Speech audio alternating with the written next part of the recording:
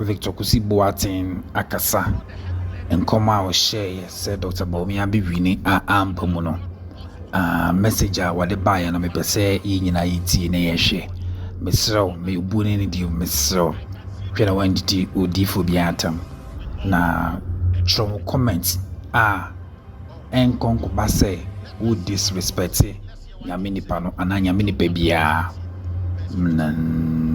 Kelava Media Lovers TV Africa. May I share? Be seated. Be seated. Be seated.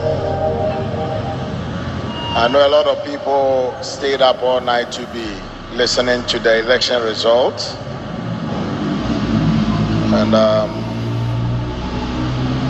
yes, I spoke about it. I prophesied about it. The same way God has been speaking to me over the years, He spoke to me. But the opposite occurred. The Bible says that let God be true and let all men be liars. I saw right, I heard right, but the opposite had occurred. And so there is nothing I can do and I can say. It's very interesting that in our walk with God, there are times that you feel you know Him so much, you have come to a place, and He always starts and redefines Himself to you. And personally, I think that physically it is difficult to explain, because the same way I've been hearing God speak was the same way I heard Him speak. But for those of you who have followed me over the years, you know that most of the things that He uses me to say come to pass. And so I will not give the blame to God. God is true and every man is a liar. When it comes to God, I would prefer to be the liar for God to be the true one. But that doesn't end it all. Tell your neighbor, it doesn't end it. Wei emami mejain kom sheshe. Wei nebe mama koshem kompaye.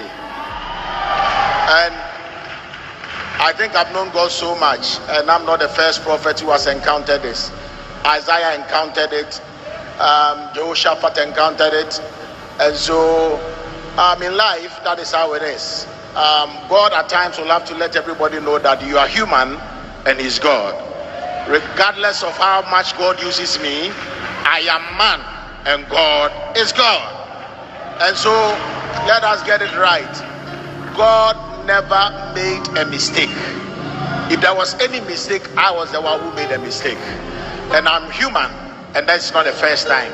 But there is something so strong in my heart that says that He knows what He is doing. And I may not understand it, you may not understand it, but I believe that He never gets it wrong. Tell about 5 people that God never gets it wrong. Oh, I said tell 5 people. You can't be sitting down and telling 5 people. Get up on your seat and says, God never gets it wrong.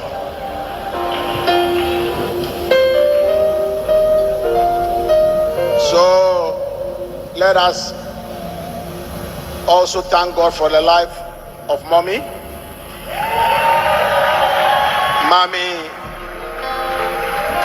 Mommy turned 51 years today. And unfortunately, the best present I could give to her was to expose her to battles. But we fight and we win. We fight and we win. And so, let God be true. This is not the end of the world. We are continuing. And this is not an indicator that when God speaks to me, I will not tell you. Because the things that He has done through me, some of you wouldn't have been where you are, but God through this same prophetic grace brought you here. So the world cannot define the authenticity of God's prophetic grace upon us. Those of us who are here, we know that God is with us. Tell your neighbor, God is with us. So today I just want to encourage you, and then We go, open your Bibles with me to the book of Romans chapter 8 verse 38. Romans 8:38. Can you please read it for me? Romans chapter 8 verse number 38.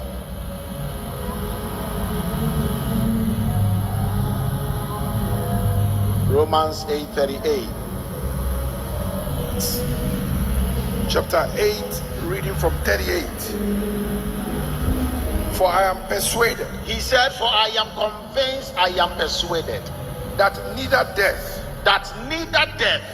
nor life, nor angels, nor nor principalities, nor powers, nor things present, nor things that are happening now, nor things to come, nor things to come, nor height, nor depth, nor any other creature shall be able to separate us from the love of God which is in Christ our Lord. He said, I am persuaded, I am convinced. The original translation says that without controversy. Tell your neighbor, without controversy. That neither death nor life, nor angels, nor principalities, nor powers, nor things present, nor things to come. Hallelujah. It's okay. The most important thing that my hope and your hope is built on Jesus Christ, our soon coming King. And there is nothing, whether depths nor heights. So the original translation says that whether I fall in a pit or rise up on a mountain, he said, I am persuaded. I know that my calling as a prophet is not by the definition of any human being. I know that my definition of being a prophet is not the mishaps that come around with my prophetic word. I know, I am persuaded, I am called the prophet of God. I may make mistakes or I may do it right and the opposite shall happen, but in all, God shall bring it all together for good to those who love him and to them who are the called according to his purpose. Oh, I thought you were going to clap your hands for him. I am persuaded that neither death nor life, which means that there are times, you see, he first mentioned death. So when he said death ends it all. So when he said, I am persuaded that neither death nor life, which means that there are times that you see yourself in the position of death when it is not death, but after death you shall see life. Neither death, he didn't say neither life nor death, but he started from death and ended in life. And I want to encourage everybody and everyone here today that regardless of what is happening, especially with the election results and all that, like I said, I say it again. The way I see things is the same way. The way I see your mother's name, the way some of you have been delivered, the way some of you have been brought out there is the same way God spoke to me. But God can never be a liar. Let me be the liar. But the God that we serve is a true God. This is not the time, ladies and gentlemen, to go out there and to make arguments about my father, I did this and did that. No. Let's give God all the glory. I said what I saw. I didn't manufacture it. And I'm telling you the truth, I saw what I saw. And God decided to do what he did. And I cannot contend with him. And he is always right. Get this in your spirit. Regardless of what we encounter, tell your neighbor, God is always right. That I never came to you with a competitive spirit. Never came to you because of an agenda. What I saw was what I spoke. And so, as we speak, there are some that may use it for all kinds of advantages. But the truth of the matter is, I will fight, but I shall win. You shall fight, but you shall win. It is not the heavy laden that they lay upon you that matter, but how God will cause you to come out of whatever is being put upon you with honor and dignity. I can see God visiting us with more honor and dignity. Let's hear what Job said. Let's hear what Job said in Job chapter 13, verse 15. In Job chapter 13, verse 15.